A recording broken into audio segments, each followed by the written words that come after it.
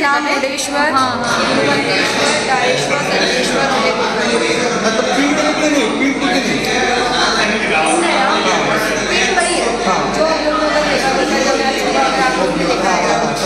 छोटे छोटे जवळपास 18 मजल्यापर्यंत हे मंदिर आहे आणि तुम्ही जिथं बघाल तिथं नक्षी वगैरे काहीतरी कोरीव काम केलेलं आहेच आहे.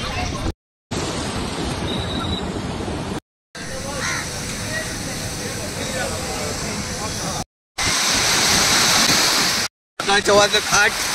आम्ही परत आले गोकर्णा बीचवर. एकदम भारी बीच आहे, सगळं भरलेलं आहे. गोव्यापेक्षा तर भारी वाटते इथं, जास्त गर्दी वगैरे काही नाहीये, भारी वातावरण.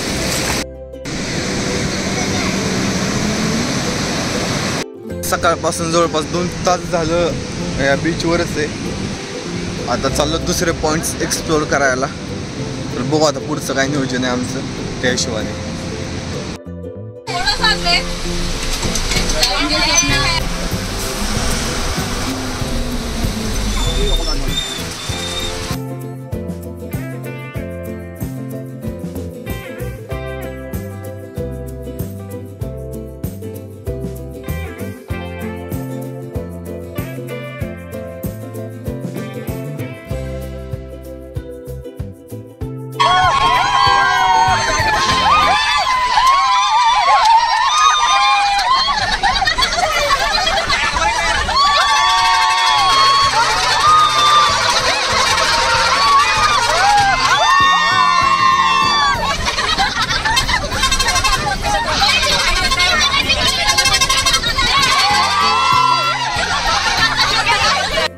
तर आता गोकर्ण पासून 55 किलोमीटर प्रवास करून आम्ही मुरुडेश्वर मंदिर बघायसाठी आलेलो आहोत. त्या मंदिराच्या लोकेशन पर्यंत आपण आलेलो आहोत. मंदिर तुम्हाला सांगतो मुरुडेश्वर, कर्नाटक राज्यामध्ये मुरुडेश्वर म्हणून एरिया आहे. त्या मुरुडेश्वरमध्ये मुरुडेश्वर नावाचंच मंदिर आहे. मंदिर बाहेरून तर खूप सुंदर दिसतं, तुम्हाला दाखवतो मी. आतमधून पण दाखवतो. तर शहरामधली जशी मोठी मोठी बिल्डिंग्स असतात त्या टाईपचं मंदिर आहे. आजपर्यंत कधीच बघितलं तुम्ही, पण कधीच बघितलं नसेल कदाचित. तुम्हाला दाखवतो मी. 18 मजली मंदिर, त्याच्यावर पण असं काम केलंय, नक्षी वगैरे आहेत संपूर्ण मंदिरावर.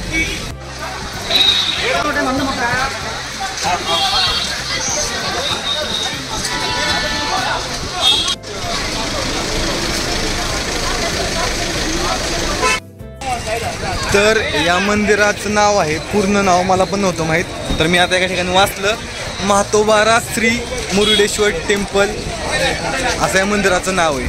तर कर्नाटकमध्ये मुरुडेश्वर या एरियात, समुद्राच्या कडेला.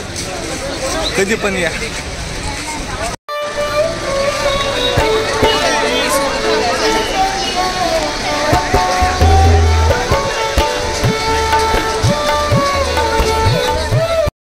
तर मंदिराच्या मागं शंकराची खूप मोठी मूर्ती इथं, जशी की उज्जैनला आहे तशी, त्यापेक्षा थोडीशी छोटी पण चांगली. ती तुम्हाला आधी मूर्ती दाखवतो, मग तुम्हाला या मंदिरामध्ये घेऊन जातो. आतमधलं कसं आहे ते दाखवतो, स्ट्रक्चर्स वगैरे कसे ते दाखवतो.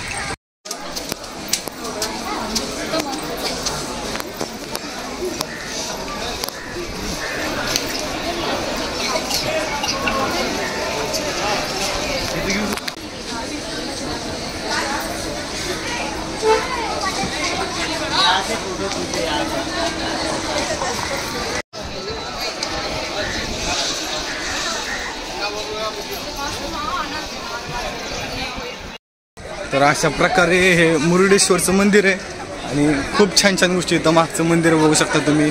हे आता शंकराची मूर्ती तिथं त्या एरियात चाललोय मी. तुम्हाला जो रथ दाखवतो महाभारतमधला, सगळं दाखवतो क्वालिटीशी. मागं माझा नंदी बघा तुम्ही, एवढा मोठा नंदी आजपर्यंत तुम्ही कधी बघितला नसेल मंदिर.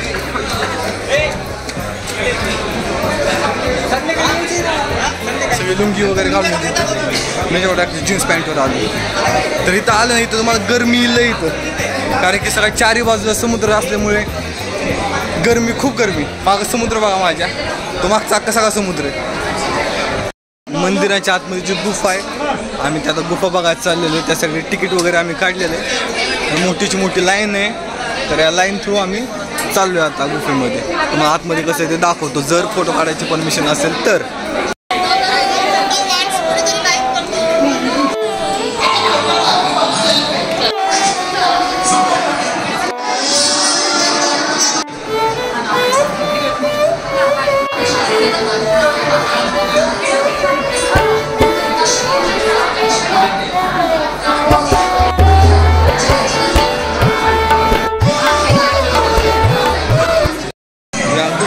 भारी क्वालिटी विषयावर का AC चालू आहे. तर या गुफेमध्ये AC चालू आहे कारण की बाहेर गरम आहे.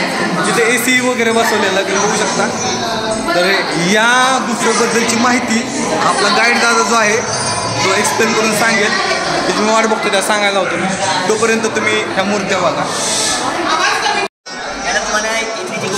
पौराणिक कथा आहे ती सांगतो. ती कथा आहे त्याच्यामध्ये काही ऑफकोर्स काही चुका आहेत, काही नाही. जी इथली फेमस पौराणिक कथा आहे मी तुम्हाला सांगतो. त्याची सगळ्यांना माहिती आहे की रावण भगवान शंकराचा खूप मोठा भक्त होता. रावणाने तपश्चर्या करून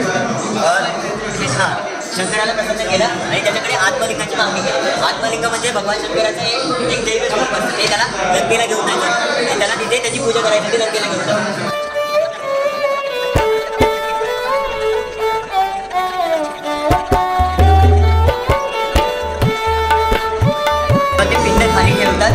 आता सगळ्यांना माहिती आहे की शंकर म्हणजे रावण जो आहे तो खूप बलशाली असतो. तर तो प्रयत्न करतो ती पिंड उचलायचा, पण त्याला ती कशाही परिस्थिती उचलत नाही. तर मग त्याचे जे पिंडीचा जो वरचा शेप येतो तो उचलायला ट्राय करतो, तर त्या शेप गाईच्या कानासारखा येतो. म्हणजे 5 तुकडे कशी पडले म्हटलं की पिंड उचलायला त्यांनी जास्त ताकद लावली ना, की ते कानाचं रूप झालं. तर ते ताकदीमध्ये जेव्हा तो रागामध्ये असतो तेव्हा तो पिंडीसोबतचं जे सावण ते अख्खं बिस्कट म्हणजे पिंड आत उचलली आणि थोडेसे इकडे तिकडे तुकडे पडले. तुकडे पडले. ओके, म्हणजे पिंडीचे 5 तुकडे झाले. ते झालं पडलेले पिंडीचे 5 तुकडे.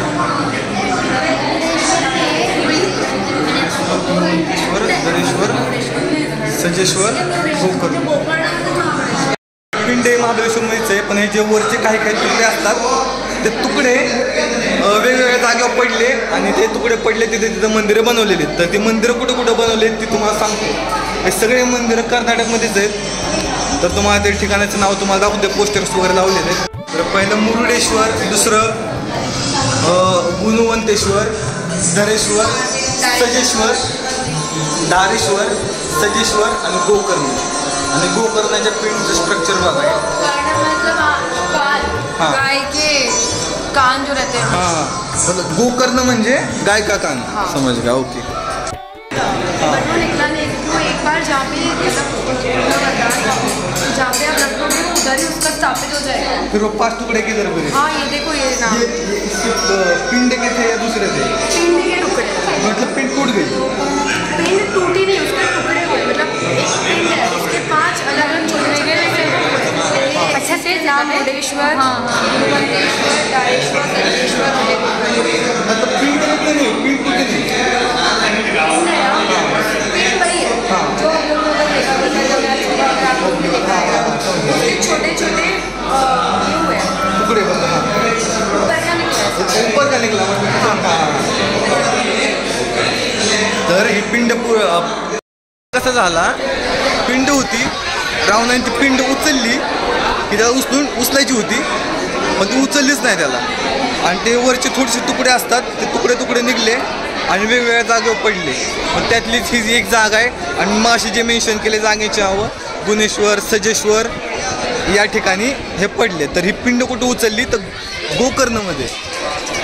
गोकर्ण नावाचा एरिया आता तुम्हाला याच्यात दाखवलेलं मी. तर गोकर्णमधून महाबळेश्वर टेम्पल म्हणून टेम्पल आहे, तिथून ती पिंड उचलली. पण उचलायचा प्रयत्न केला, पण पिंड पूर्णपणे उचलली नाही. तर पिंडचे 5 भाग हातात आले फक्त. पिंड आहे तशीच राहिली आणि त्या पिंडचा शेप गायच्या कानासारखा झाला. म्हणजे गायचे जसे कान आहेत, मग त्यामुळे त्या ठिकाणाचं नाव पडलं गोकर्ण असं. तर खूप चांगले.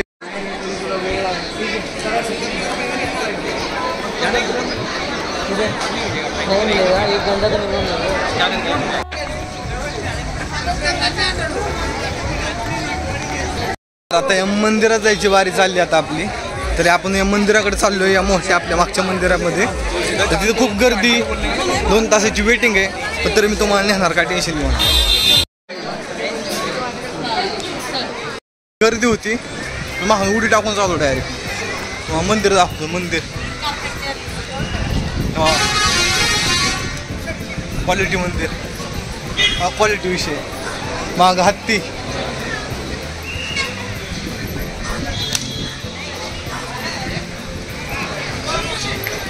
जवळपास 18 मजल्यापर्यंत हे मंदिर आहे. आणि तुम्ही जिथं बघाल तिथं नक्षी वगैरे काहीतरी कोरीव काम केलेलं आहेच आहे. कोरीव कामवालं काय नाही आहे. तर एक सरप्राईज आहे तुमच्यासाठी. मंदिर असं पूर्णपणे बंद आहे. मंदिर असं बघायचं म्हणलं खूप भारी, पण असं बघायचं म्हणलं बंद आहे. कुलूप लावले तसं मोठेचे मोठे.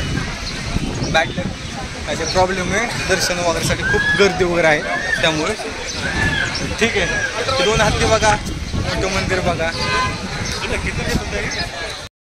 तर हे मंदिर 3 वाजता ओपन होतं आणि संध्याकाळी बंद करून टाकतात. दुपारचं बंद असते, सकाळचं बंद असते वाटते. आता डायरेक्ट 3 वाजता इव्हिनिंगला हे उघडेल. पण we don't have time, we are living guys. ते फक्त मागून बघा. चला, आपली बस चाललेली, बसवाले काका मला शोधतात. चला, तुम्ही बघू शकता गाईज, नंबर होते. तर या माझ्या मागं दिसते ते एक रेस्टॉरंट आहे, जे की पूर्णपणे समुद्राच्या मध्येच आहे. पूर्ण 4 बाजूने समुद्र आहे रेस्टॉरंटच्या. आणि आतमध्ये माणसं जेवतात आहेत, समुद्राचं पाणी बघत बघत. तुम्हाला आत दाखवतो कशा प्रकारे माणसं जेवतात, पाणी बघत बघत, समुद्र बघत बघत.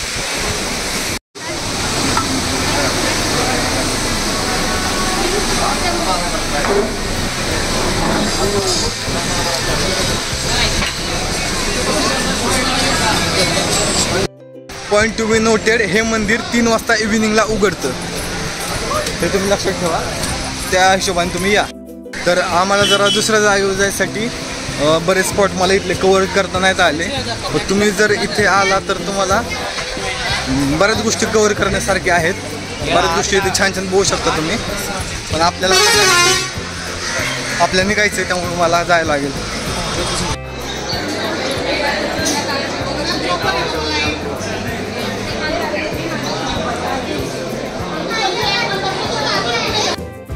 ही व्हिडिओ तुम्हाला कशी वाटली ते सांगा. कसं हे मंदिर वाटलं ते सांगा. मी कसं एक्सप्लेन केलं ते पण सांगा मला. लवकरच एक नवीन व्हिडिओ तुमच्यासाठी घेऊन येऊयात कुठल्या तरी नवीन ठिकाणावर. थँक्यू. चला, बाय.